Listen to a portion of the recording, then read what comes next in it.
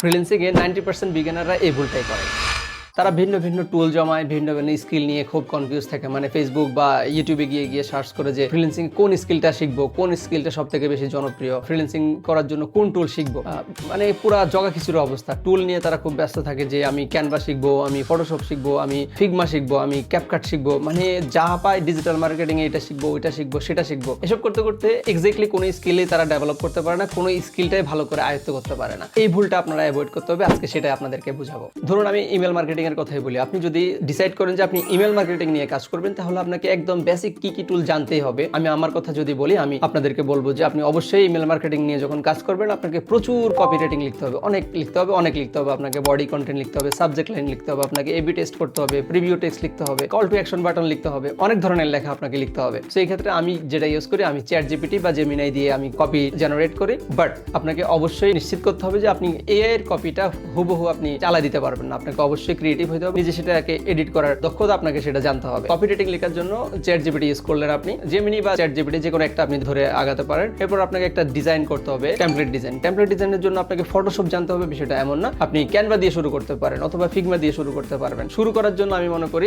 Canva is more than enough. আপনি video editing শুরু করতে চাইলে ক্যাপকাট দিয়ে শুরু করুন। আপনি বেস্ট টুল ফর ফ্রিল্যান্সার্স লিখে ইউটিউবে সার্চ না করে আপনি যেটাতে আগ্রহী, যেটা আপনার কাছে ভালো লাগে, আপনি সেটা নিয়ে নিজেকে আরো বেশি এক্সপার্ট করে তুলুন। তারপর আসে ইংলিশে। আমরা অনেকেই ইংলিশ অনেক দুর্বল, নরমাল থিং।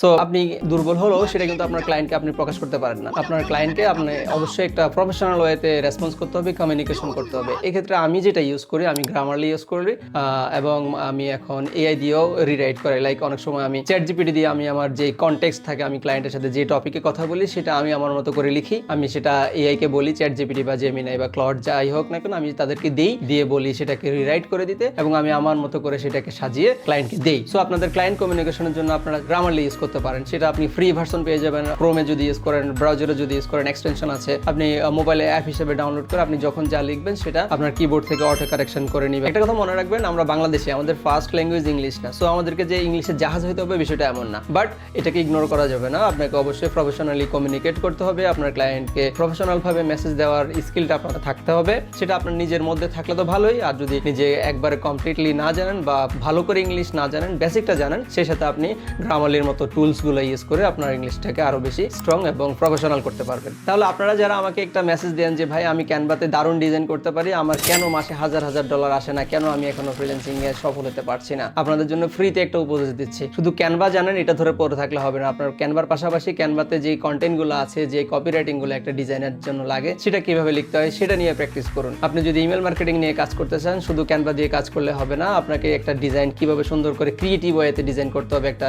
টেমপ্লেট, সেটা আপনাকে জানতে হবে। একটা টেমপ্লেটের কপিরাইটিং গুলো আপনাকে ভালো করে জানতে হবে, এবং সেই সাথে আপনাকে জানতে হবে এই টেমপ্লেটটা ডিজাইন করার পর যখন আপনি সেন্ড করলেন সেটা কিভাবে অ্যানালাইসিস করবেন। সেটার জন্য আপনাকে ইএসপি ড্যাশবোর্ডটা ভালো করে আয়ত্ত করতে হবে। এই যে আমাকে দেখছেন, আমি একজন টপ রেটেড এবং প্রো ভেরিফাইড সেলার হয়েছি, এটা কিন্তু একদিন দুই দিনে হয় না। আমি এসইও নিয়ে কাজ করেছি, আমি শপিফাই ওয়েব ডেভেলপমেন্ট নিয়ে কাজ করেছি, আমি ইকমার্স নিয়ে কাজ করেছি, ওয়ার্ডপ্রেস নিয়ে কাজ করেছি, আমি social media management, social media marketing, Facebook marketing এবং ইমেল মার্কেটিং, এসএমএস মার্কেটিং সব নিয়ে আমি যখন একটু করে শিখেছি, নিজেকে আস্তে আস্তে ডেভেলপ করেছি, তারপরে গিয়ে আমি একজন সফল একটা স্কিলে একটা ফিল্ডে আমি সফল হতে পেরেছি। সো আপনারা যে হাইপের মধ্যে থাকেন, যে একটা ট্রেন্ডের মধ্যে থাকেন, যে ফ্রিল্যান্সিং লাখ টাকা যে কোনো একটা কোর্স করলে আপনি অনেক বড় ফ্রিল্যান্সার হয়ে যেতে পারবেন, তাদের জন্য আজকের এই ভিডিও। আশা করছি আপনাদের একটু হলেও বোধগম্য হবে। আপনারা নিজেদেরকে আরেকটু ভিন্নভাবে আবিষ্কার করতে পারবেন এবং নির্দিষ্ট একটা স্কিলে বসে না থেকে মাল্টিপল টুলস নিয়ে আপনারা প্র্যাকটিস করার জন্য নিজেকে প্রস্তুত করবেন। তাহলে একজন সফল ফ্রিল্যান্সার হিসেবে হয়তো আপনারা নিজেদেরকে দেখতে পারবেন। 2026 না হোক, অন্তত 27 হলেও নিজেদেরকে ওই পজিশনে দেখতে পাবেন। আপনারা বড় ভিডিও পছন্দ করেন না, বড় ভিডিও হলে দেখেন না, আপনারা চান শর্টকাট, আপনারা খুব তাড়াতাড়ি বড়লোক হতে চান। তাই আমি এরপর থেকে আর কখনো লম্বা ভিডিও দিব না। আমি চেষ্টা করব অল্প সময়ে শর্টকাটে কিভাবে আপনাদেরকে হাইপ ছাড়াই ফ্রিল্যান্সিং